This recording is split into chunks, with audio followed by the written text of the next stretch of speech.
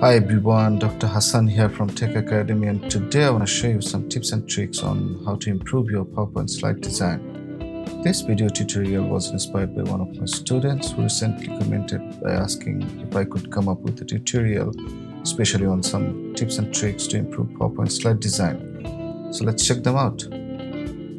You see, creating PowerPoint slides is not a joke. In fact, it takes plenty of hard work and it costs a huge lot of time and effort.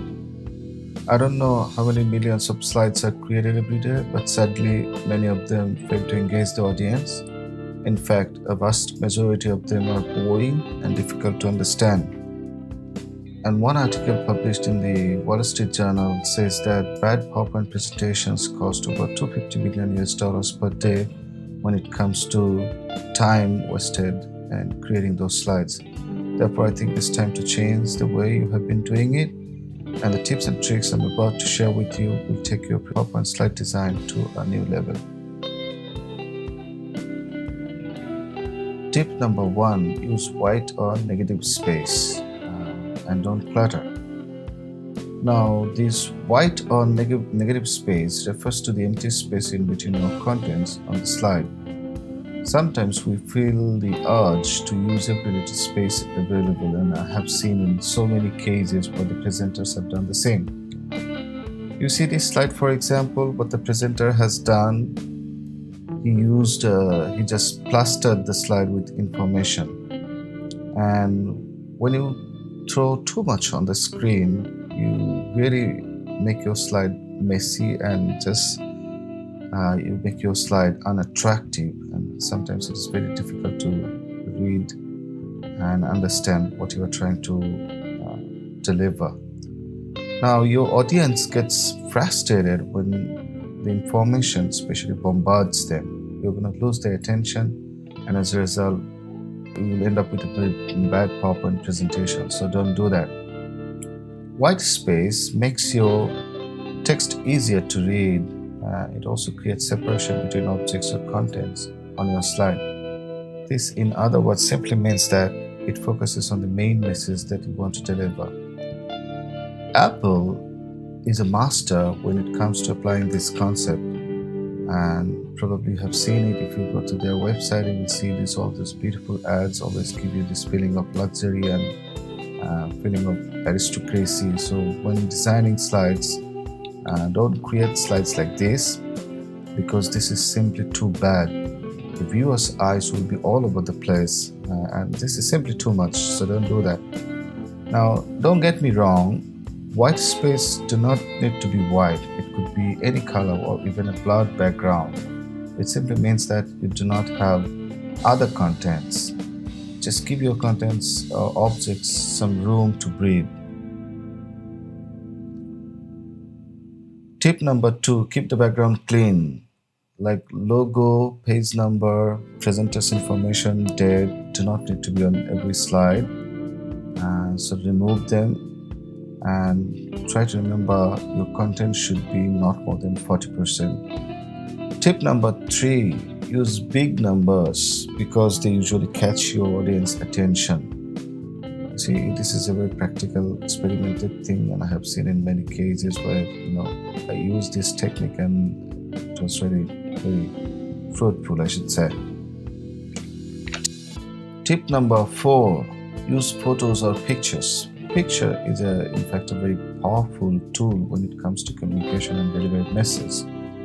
If you can rightly use a picture relevant to your talking point or subject, you will not have to write so many words and lines. The picture speaks for you, actually. In fact, it itself is more than 1,000 words. So try to use pictures in your PowerPoint slide design. Tip number 5, and the last tip, is use infographics instead of writing too many lines to deliver the same message. Infographics are also persuasive and memorable, and they bring your subjects to life. This is a typical example of grading and evaluation strategy. And you see the evaluation components and the corresponding percentage of marks are presented in bulleted form. Now, instead of presenting your message like that, if you could use infographics to deliver the same message, you see, this is more attractive and engaging. I think your audience will be like saying like, wow, this has been really very good. Your audience will like it. And if you compare them side by side, just like everyone else, you will prefer the second one. Now let's have a look at them again. This was the previous one. What I did is I just presented the same information with some kind of infographs. Now this is what it looks like after I used these infographs. So what do you think? Which one looks better? Please write in the comment box.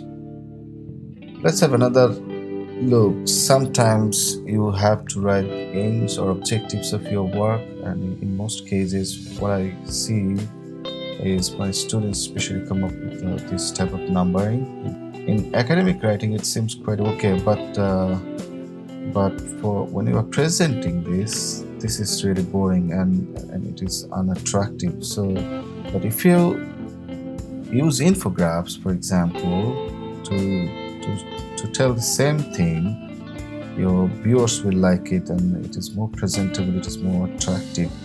Now if you compare them again, keeping them side by side, you see that this was the previous one, and what I did, I just presented the same information with some kind of infographs. This is what it looked like.